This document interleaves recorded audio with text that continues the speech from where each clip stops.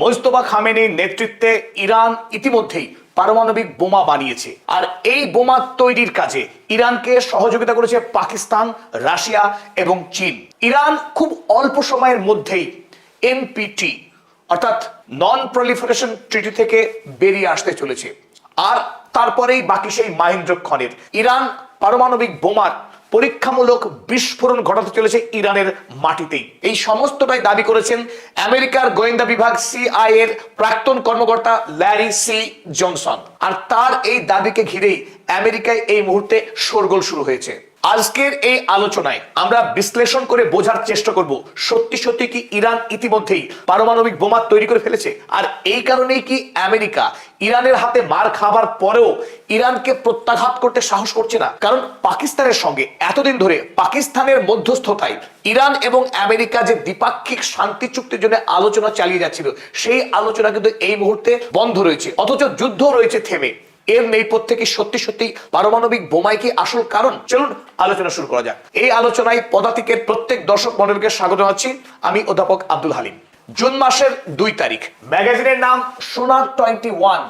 এই ম্যাগাজিনের কর্মকর্তা ল্যারি সি জনসন তিনি প্রশ্ন করলেন, ডাজ ইরান হ্যাভ এ নিউক? ইরানের কি পারমাণবিক অস্ত্র রয়েছে?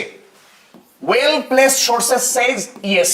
তার উত্তরে তিনি বললেন, আমেরিকার সবচাইতে নির্ভরযোগ্য সূত্র দাবি করছে ইয়েস, ইতিমধ্যেই ইরানের হাতে পারমাণবিক বোমা চলে এসেছে। আর সেই নির্ভরযোগ্য সূত্রকে তারও ঠিকানা দিলেন ল্যারি সি জনসন। তিনি বললেন আমেরিকার গোয়েন্দা বিভাগ অর্থাৎ সিআইএ টিম তারাই এই বিষয়টি নিশ্চয়তা দান করেছে যে ইরানের হাতে সত্যি সত্যি পারমাণবিক বোমা চলে এসেছে। তারপর ঠিক 2 দিনের মাথায় 4 জুন আবারও ল্যারি সি জনসন সেই খবরকে তিনি আরো একবার পুনরাবৃত্তি করলেন, কিন্তু এবার আরো দৃঢ়তার সঙ্গে। Confirmed, Donald Trump believes Iran has the bomb. আপনারা খেয়াল করবেন, এখানে 4 জুন 2026 সাল, আগে 2 জুন 2026। 2 তারিখে তিনি প্রথম বললেন ইরানের পারমাণবিক বোমা রয়েছে, এবং 4 তারিখে এসে তিনি আরো এক ধাপ এগিয়ে বললেন ডোনাল্ড ট্রাম্প নিজেও বিশ্বাস করেন, নিজেও মানেন যে ইরানের কাছে পারমাণবিক বোমা রয়েছে। গতকাল ল্যারি সি জনসন এই দাবি আরো একবার করবার পর স্বাভাবিকভাবেই বিভিন্ন বিশেষজ্ঞ মহলে প্রশ্ন উঠতে শুরু করেছে, যদি এই দাবি অমূলক হয় তবে ল্যারি সি জনসনের বিরুদ্ধে কেন কেউ মুখ খুলছে না? কেনই বা সিআইএ চুপ করে রয়েছে? উল্টো দিকে ল্যারি সি জনসন, যিনি দীর্ঘদিন আমেরিকার গোয়েন্দা বিভাগ সিআইএ এর পর্যালোচক হিসেবে কাজ করেছেন, অপরদিকে আমেরিকা প্রশাসনের কাউন্টার টেরোরিজমের একজন গুরুত্বপূর্ণ অ্যাডভাইজার হিসেবে কাজ করবার দীর্ঘ অভিজ্ঞতা রয়েছে এই ল্যারি সি জনসনের। তিনি বলছেন যে আমেরিকার সিআইএ এর অফিস থেকে তিনি বিস্তারিত রিপোর্ট এবং ডেটা তার হাতে এসেছে। অপরদিকে তিনি এই প্রসঙ্গেই আল জাজিরার অত্যন্ত স্বনামধন্য একজন সাংবাদিক পেপে এসকোবার, এই পেপে এসকোবারের কাছেও এই একই খবর রয়েছে বলে তিনি উল্লেখ করেছেন। পেপে এসকোবারও কিন্তু এই খবরকে অস্বীকার করেননি বা মিথ্যা বলে দাবি করেননি। এবং সবচাইতে যেটা আশ্চর্যজনক বিষয়, সিআইএ এর রিপোর্ট যেটা সবচাইতে গোপন থাকার বিষয়, সেই রিপোর্টের কয়েকটা পাতা কিন্তু এই মুহূর্তে ল্যারি সি জনসনের কাছে রয়েছে, এবং সেই রিপোর্টকে তিনি তার নিজস্ব ম্যাগাজিন সোনা 21 তাতে রীতিমতো ছেপেও দিয়েছেন। চাইলে আপনিও একবার দেখে নিতে পারেন সোনা 21 ম্যাগাজিনের 2 তারিখ এবং 4 তারিখের এই সংখ্যা ওপেন করে। আপনাদের সুবিধার্থে সিআইএ এর সেই রিপোর্ট আপনাদের সামনে আমরা তুলে ধরলাম, চাইলে আপনারা পজ করে গোটা পাতাটি একবার পড়ে নিতে পারেন। চলুন এবার আমরা দেখে নিই ল্যারি সি জনসন সিআইএ রিপোর্টকে কোট করে তিনি কি কি দাবি করলেন। প্রথমেই তিনি দাবি করেন ইরানের প্রেসিডেন্ট মাসুদ পেজেশকিয়ান আমেরিকা এবং ইরানের মধ্যে মধ্যস্থতাকারী রাষ্ট্র পাকিস্তানের প্রধানমন্ত্রী শেহবাজ শরীফের সঙ্গে যোগাযোগ করেন এই মাসুদ পেজেশকিয়ান। শেহবাজ শরীফের হাতে ইরানের পক্ষে তিনি একটি কড়া সতর্কবার্তা পৌঁছে দেন আমেরিকায় পৌঁছে দেওয়ার উদ্দেশ্যে, এবং শেহবাজ শরীফ পরবর্তীকালে তার বিদেশ মন্ত্রী তথা উপপ্রধানমন্ত্রী ইশাক দারের হাতে তুলে দেন, এবং পরবর্তীতে সেই ইরানের থেকে পাঠানো ওয়ার্নিং সতর্কবার্তা পৌঁছে যায় আমেরিকার বিদেশ সচিব মার্কো রুবিওর হাতে, এবং ইরানের কাছ থেকে আসা এই গুরুত্বপূর্ণ বার্তা শেষে মার্কো রুবিও পৌঁছে দেন আমেরিকার গোয়েন্দা বিভাগ সিআইএ এর কাছে, এবং সেই সতর্কবার্তা নিয়ে শুরু হয়ে যায় ম্যারাথন বৈঠক সিআইএ এর। পরবর্তীতে সিআইএ যে রিপোর্ট তৈরি করেন, যে রিপোর্ট ল্যারি সি জনসন দাবি করছেন তার হাতে এসে পৌঁছেছে, সেখানে আমরা দেখতে পাচ্ছি ইরানের পক্ষে আমেরিকার উদ্দেশ্যে 3টি কড়া সতর্কবার্তা দেওয়া হয়েছিল। সেই 3 সতর্কবার্তা চলুন আমরা দেখে নিই তাতে কি কি ছিল। 1 নম্বর হুমকি, immediate withdrawal from the ongoing nuclear piece talks. ইরানের পক্ষে জানানো হয়েছিল আমেরিকা যদি বারবার ম্যাক্সিমালিস্ট দাবি করে ইরানের সঙ্গে চুক্তি করতে গিয়ে, ইরান আমেরিকার সঙ্গে পরমাণু বিষয়ে কোন রকম আলোচনা করবে না, আলোচনার দরজা তারা বন্ধ করে দেবে। এবং খুব আশ্চর্যজনক ভাবে আমরা দেখলাম 3 তারিখে যখন ইরান বাহরাইন এবং কুয়েতের একাধিক মার্কিন সেনা ছাউনিতে আক্রমণ করলো আমেরিকার আক্রমণের জবাবে, তারপর থেকে আমেরিকার সঙ্গে ইরানের নতুন করে কোন রকম যুদ্ধের বা আক্রমণের খবর নেই। এবং তারপর পরেই ইরানের সঙ্গে আমেরিকার কোন রকম দ্বিপাক্ষিক আলোচনা চলছে না, একেবারে থমথমে অবস্থা, না যুদ্ধ না শান্তির আলোচনা। এইখানেই কিন্তু প্রথম যে দাবি যেটা ইরানের পক্ষে করা হয়েছিল, আমেরিকাকে বলে ল্যারি সি জনসন দাবি করছেন, সেই ঘটনা কিন্তু কিঞ্চিত আমরা সত্যতা খুঁজে পাচ্ছি যে এই মুহূর্তে আমেরিকা নতুন করে ইরান আক্রমণ করবার সাহস দেখাতে পারছে না। তাহলে সত্যি সত্যি কি যে দাবি করছেন ল্যারি সি জনসন সেটা কি সত্য? চলো দেখে 2 নম্বর দাবি, total abandonment of the prospective nuclear treaty framework. খুব অল্প সময়ের মধ্যেই Iran NPT nuclear proliferation treaty পৃথিবীর অধিকাংশ রাষ্ট্রগুলো নিয়ে এই পরমাণু অস্ত্র যাতে বিশ্বব্যাপী ছড়িয়ে না পড়ে তাকে প্রতিরোধ করবার জন্য যে বিশেষ কমিটি রয়েছে, সেই কমিটির সদস্য ছিল এতদিন ইরান। এবং ইরান বরাবর এই এনপিটিকে সমস্ত রকম সহযোগিতা করে এসছে এবং তাদের যে সমস্ত নিউক্লিয়ার সিভিল সাইটসগুলো রয়েছে সেখানে অনায়াসে এই এনপিটির পরিদর্শকরা এসে পরিদর্শন করতে পারতেন। কিন্তু সাম্প্রতিক এই হুমকিতে জানানো হয়েছে ইরান খুব শিগগিরই ওই এনপিটি থেকে বেরিয়ে আসছে।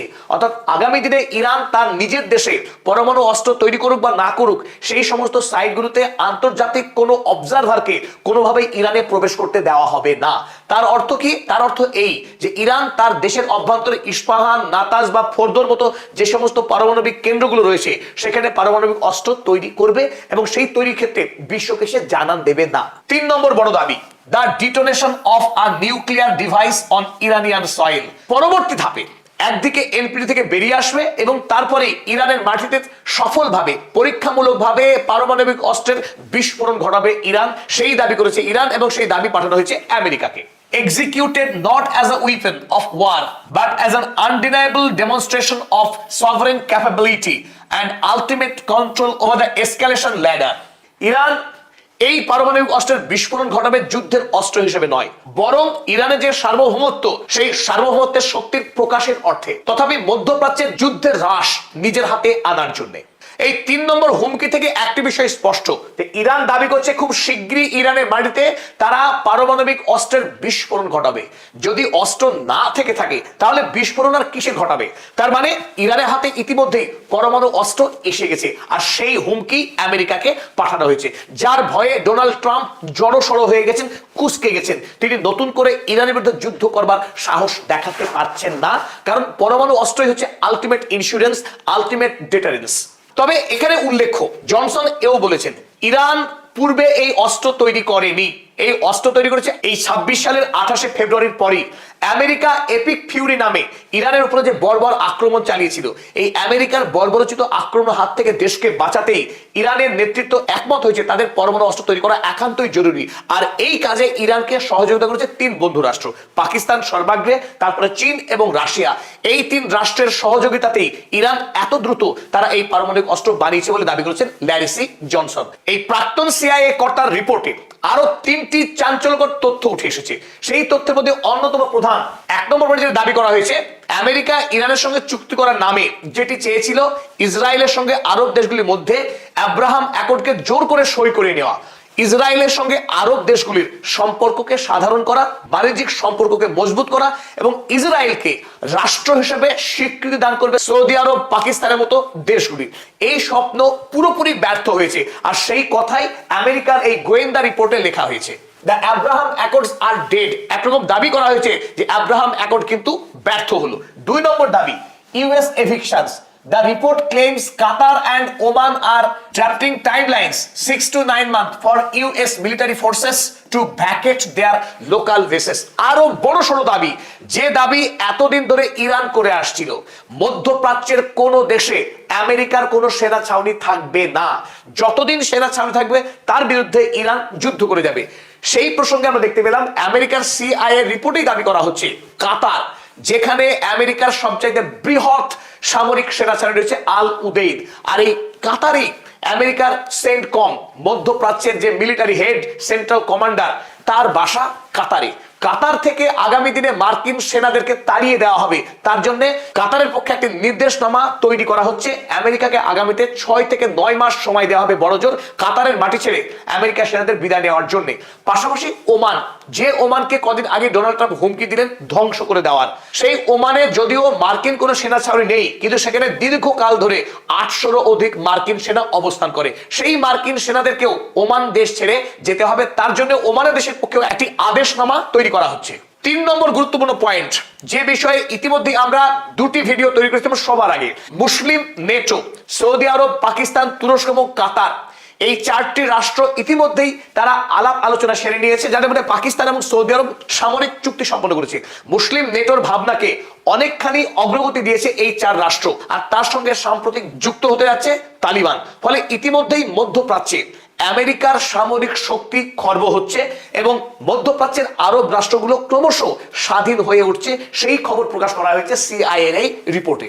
A new regional alignment featuring Saudi Arabia, Pakistan, Turkey and Egypt is supposedly forming, completely detached from US influence, with Pakistan serving as the primary operational pivot. A regional alignment featuring Saudi Arabia, Pakistan, Turkey and Egypt is supposedly forming. একটি আঞ্চলিক বোঝাপড়া, যে বোঝাপড়ার মধ্যে রয়েছে Saudi আরব, পাকিস্তান, তুরস্ক এবং মিশর, completely detached from US influence, যাতে কোন রকম মার্কিনী প্রভাব নেই। মার্কিনী প্রভাব ছুঁড়ে ফেলে দিয়ে এই 4 মুসলিম রাষ্ট্র ঐক্যবদ্ধ হচ্ছে শক্তির প্রশ্নে। With Pakistan serving as the primary operational pivot, আর এই রাষ্ট্রগুলোকে ঐক্যবদ্ধ করার কাজে পাকিস্তান সবচাইতে নির্ণায়ক ভূমিকা পালন করছে বলে দাবি করা হয়েছে এই রিপোর্টে। এখন মজার বিষয়, প্রাক্তন এই CIA কর্তা যখন তিনি দাবি করছেন, CIA এর গোপন রিপোর্ট তার হাতে এসে পৌঁছেছে এবং তিনি তার ম্যাগাজিন সোনার 21-এ সেই রিপোর্টের একটা বড় অংশ ছেপেও দিয়েছেন, কিন্তু তার বিরুদ্ধে আমেরিকা সরকারের পক্ষে কোন রকম স্টেপ নেওয়া হয়নি, নাম্বার 1। 2 নম্বর গুরুত্বপূর্ণ বিষয়, যদিও ল্যারি সি জনসন, যিনি আমেরিকায় যথেষ্ট প্রভাবশালী এবং খ্যাতনামা, তার মতো একজন প্রাজ্ঞ সামরিক কর্তা এত বড় দাবি করলেন, কিন্তু আমেরিকার মুখ্যত বড় বড় যে সমস্ত খবরের কাগজ রয়েছে কিংবা যুদ্ধ বিষয়ক ম্যাগাজিন রয়েছে, সেই সমস্ত ম্যাগাজিন কিংবা খবরের কাগজের পক্ষে এই দাবি কিন্তু প্রকাশ করা হয়নি, ছাপা হয়নি। সুতরাং ল্যারি সি জনসন যতটা দৃঢ়তার সঙ্গে এই দাবি তিনি করেছেন, সেই বিষয়ে কিন্তু অন্যান্য খবরের কাগজ এখনো পর্যন্ত মুখে কুলু পেটে রয়েছে, তারা এই বিষয়ে একটি শব্দ লেখেনি। তবে আমরা ইতিমধ্যে 2টি বিষয় কিন্তু লক্ষ্য করছি। 1 নম্বর, প্রথম যে বিষয়, আব্রাহাম অ্যাকর্ডের ফেইলিয়ার, সেটা ইতিমধ্যেই ঘটে গেছে, আমরা প্রত্যেকেই দেখেছি। সৌদি আরব বা পাকিস্তান তারা আমেরিকার মুখের উপরে জবাব দিয়েছে যে তারা ইসরায়েলকে না রাষ্ট্রের স্বীকৃতি দেবে, না তার সঙ্গে কোনো রকম বাণিজ্য করবে। গত 78 বছর ধরে যে অবস্থান দিয়েছিল সৌদি আরব বা পাকিস্তান, তারা সেইখানেই দাঁড়িয়ে আছে। দ্বিতীয়ত, যে মুসলিম ন্যাটোর আভাস দেওয়া হচ্ছে CIA রিপোর্টে, সেটাও বাস্তবতা, যেটা ইতিমধ্যেই ঘটে চলেছে আরব রাষ্ট্রগুলির মধ্যে। তাই এটা যে একেবারে ভ্রান্ত অমূলক সে কথা বলা যায় না। অপরদিকে যে কথা আমরা বলছিলাম, 42 ঘন্টা অতিক্রান্ত, ইরানের হাতে মার খেয়েছে আমেরিকা এবং সেটা বেধড়ক মার খেয়েছে। তারপরে এখনো পর্যন্ত আমেরিকার সেনারা ইরানে কিন্তু কোনো নতুন আক্রমণ করেনি। এখান থেকে কিছুটা হলেও বিশ্বাস তৈরি হচ্ছে হয়তোবা ইতিমধ্যেই ইরানের হাতে পারমাণবিক বোমা চলে এসেছে। কারণ এতদিন ধরে আমরা যে খবর করে আসছি, ইরানের হাতে রয়েছে 441 কেজি এনরিচড ইউরেনিয়াম, যাকে বলা হয় উইপেন গ্রেডের ইউরেনিয়াম, অর্থাৎ অস্ত্র তৈরির উপযুক্ত ইউরেনিয়াম ইরানের কাছে রয়েছে। সামান্য একটু এনরিচমেন্ট বাকি, সেটুকু করা কিন্তু 1 থেকে 2 সপ্তাহের কাজ। তাহলেই সেই এনরিচড ইউরেনিয়াম থেকেই পারমাণবিক বোমা তৈরি করা সম্ভব এবং সেই এনরিচড ইউরেনিয়াম থেকে অনায়াসেই পারমাণবিক বোমা তৈরি করা সম্ভব। তার উপরে ইরানের পাশে রয়েছে চীন, রাশিয়া, পাকিস্তানের মতো বন্ধু রাষ্ট্র। তাই আমেরিকার CIA কে কোট করে ল্যারি সি জনসন সে কথাই দাবি করছেন যে এই 3 রাষ্ট্রের প্রত্যক্ষ সহযোগিতায় ইরানের কাছে থাকা এনরিচড ইউরেনিয়াম দিয়ে তারা ইতিমধ্যেই পারমাণবিক বোমা বানিয়ে ফেলেছে। পরিশেষে এটুকুই বলি, পদাতিকের কাছে কোনো নিশ্চিত খবর নেই যে ইরানের হাতে পারমাণবিক বোমা রয়েছে। এটা আমেরিকার প্রাক্তন CIA কর্মকর্তা ল্যারি সি জনসনের দাবি।